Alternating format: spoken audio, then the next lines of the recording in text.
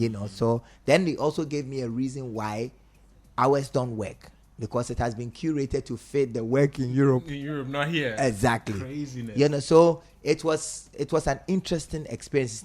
It's an experience that I never take for granted. One of the greatest times of my life and one of my most depressed times. Same period. Right. The mental state. Yes. Different weather. Yes. Different food. Yes. No family. Yes. Young guy. Young guy.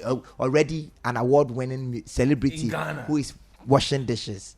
How the mental state like you were in, because you were following Ghanaian news, I'm sure. Yes. Your song is in Ghana. I was. Yes, and I saw people doing things, TikTok rappers, is doing okay. that, Charlie Bravo is doing this, book back, and then I'm here washing dishes. Damn. Hey. Yes. You have to be really strong, because mentally, that's one of the biggest things in the West. Yes. The weather, I think, it contributes. It gets you, and you can get into a state of depression if you're not careful. Yes. Because of the lack of family. Yes. And support. How did you mentally overcome that period? Say, I want to come back to Ghana, Charlie. The music, we will go again. So I'll tell you the story. Stop playing my music. It's confusing. Yeah. No, it's not playing. It's not confusing Okay. me. I used the Bob Marley song.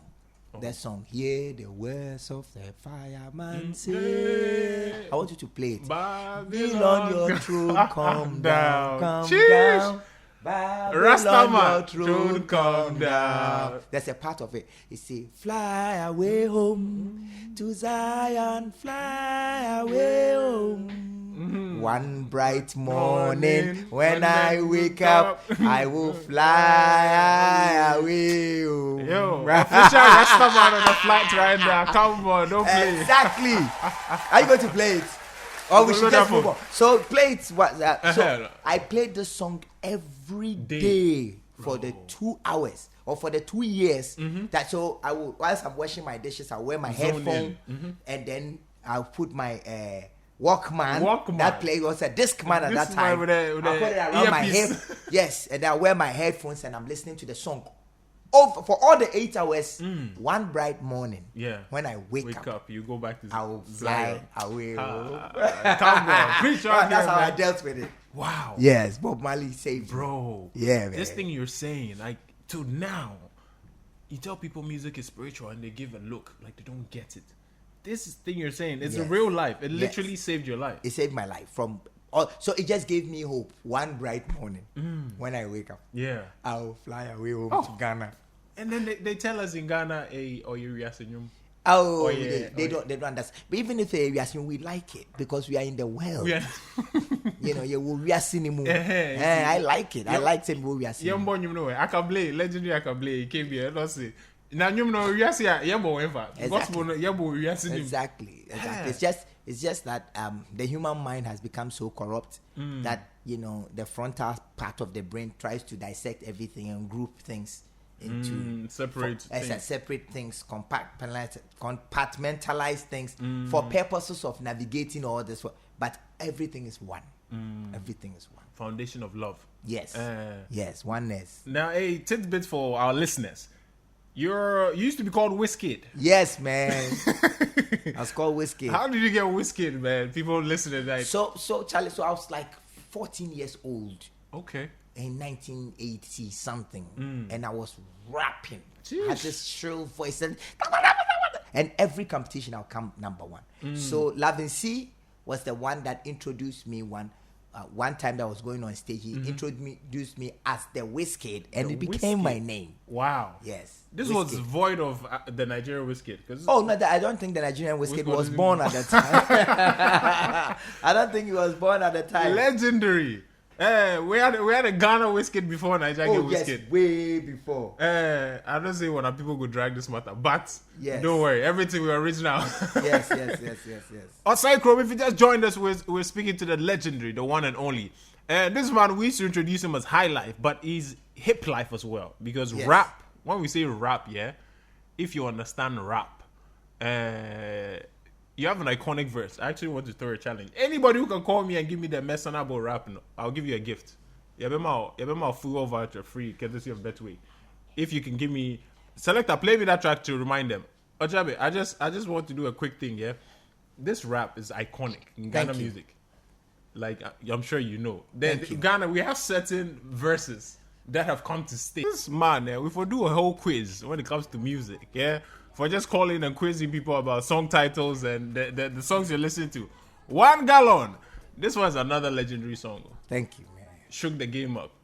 Big brother, little brother. Yes. Quickly, let's talk about brothers. We're playing the song. Yeah. Brad Pinyi, how you groom your younger brothers to follow your steps? So when Kunta was born into my hands. You know, we were the ones that named him Okyeame Kwame. Hey. He's our last born. Okay. You know, so he was sort of my son.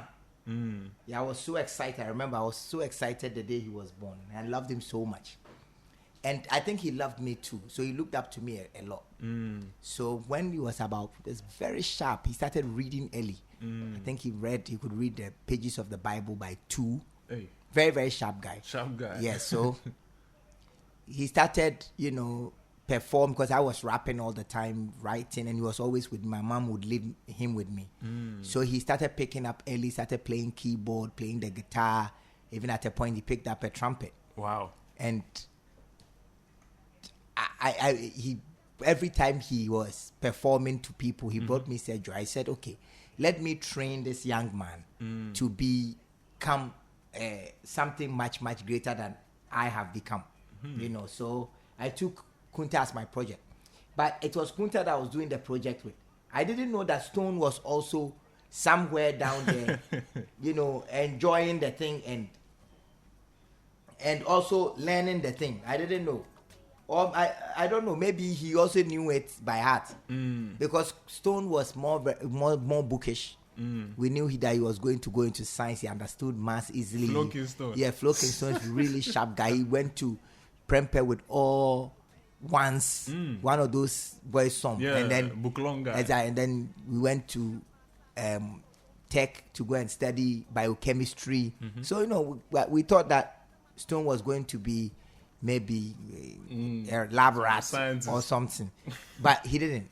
And so whilst I was training Kunta, he was also paying attention. Right. So around the time that I lived in America, they called me. They said they wanted to record an album. Okay. And Kunta was maybe 10 years old. Stone was about 5 years older. But I wasn't here. So I gave them to Rutai. Okay. Who was a radio presenter in Kumasi at that, I think Ash FM. And so Rutai will bring them to Accra to record with Zap. So I'll send the money. So Rutai was actually one of the very first people to sort of groom my brothers for me. So he was their big brother. Big brother, okay. Whilst I wasn't in town. So Rutai helped with, the whole recording process. He managed them. He made sure they were all right. He made sure they were safe. Wow. And that was how the story started. It started brothers. Yes, they became brothers. I remember when they started, people didn't believe that 3 of the top rappers in Ghana could come from the same womb. One family. How? Sheesh. So they didn't believe. They came up all type of stories. This one is a cousin. This one is this one's friend. This one. But we all 3 of us come from the same mother and the same father. Wow. And I told you that my senior brother had started music. Tried to become a musician already. So it's in the family. So technically, it would have been 4. Yes. If they left him alone. Yes. Wow. Yes. But the pride in knowing that Floking is no joke, lyrically. Floking. Yeah. No joke. For people who understand rap, your boy the rap. Your boy be problem. But see, I told you he's an intelligent guy. True. The wordplay. Exactly. It's really a thing of intelligence. Yeah. I think this is the thing we're missing with our school. The fact that we think the art is the joke. Yeah, it's right? True. It's true. So currently the how do I say the leaders of the world, they've started saying STEM, science, technology, engineering, mathematics. This is the STEM thing that has brought Ghana to her knees. This very thing that everybody wants their child to become a mathematician or an engineer or a scientist. This very thing. And we are still doing the STEM. Akwesi Broni come to put some small money on the table. Say STEM. Everyone is saying STEM. It is not STEM. It is STEAM. It is science, technology, engineering, arts, maths.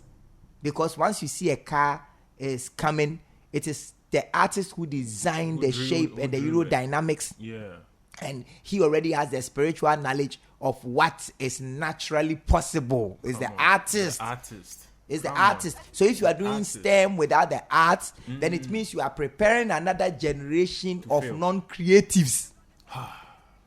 Ghana. Yes. For here are more. Yes. Very necessary. Yes. So it should be STEAM, not STEM. Wow. Because the same thing that people do not respect the arts, therefore do not respect the artist, and therefore the arts is unable to affect them or to precede the society in the very way it's supposed to precede it, because in the language the Akan word for art is agro. And agro pans to mean play. Exactly. And also, performance. Right. So when people hear art, they think agro. Is it performance or playing? What's the agro? Exactly. I watched an interview of yours, and I was shocked. One thing you said, your mom, even as you Okyeame Kwame, she still thinks that you need a serious career. Yes. But now she stopped small. She's like, so she said, now that you've done a master's, find a proper job. Award-winning artist from 1999. Yes. She still doesn't think it's a proper job. No, fully. It's not a proper job. This one we attribute to the era that they grew up in. Yeah, I think it's the Gorgesburg, economy. There's the white man's idea that, hey, these Africans that we are dealing with, let us create a few ones that can count, the accountants, the lawyers that can interpret the laws to the people, the teachers that can teach English, and a few ones done. Yeah, the rest. And drivers and farmers and things like. So they interpreted nothing. All their science books, the chemistry, the biology, the physics, none of that came into treat. But something else they interpreted. The Bible. They translated it into everything. A whole lot of confusion. Into everything. They translated that one to accept the chemistry book. Accept the information. Yes, and for us too, we will not translate the books into our language. So he's been gone for the past 60-something years.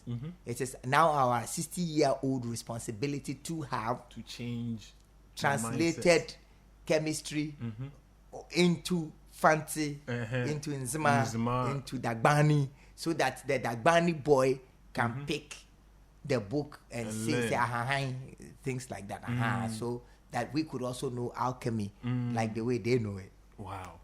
Well, very interesting. Because our schooling system, until you step back, you don't really know that we are going around in circles. Oh, yes. We are building generations that want to travel to fit in a certain society so that they can work. That's why a lot of people are going to school every year. Ghana is giving us 100,000 graduates and high diplomas. And then 10% of them will find jobs at Vodafone and MTN and ministries, and then 90% of them are home joining the graduate unemployment project and the Jackpot group. The people who want to run away. Exactly, because they want to run away because the education doesn't fit what we are doing here. Because I don't understand how the most important resource or the most available resource in Ghana is gold. This place used to be Gold Coast. Why is mining not a by force course in school from class 1?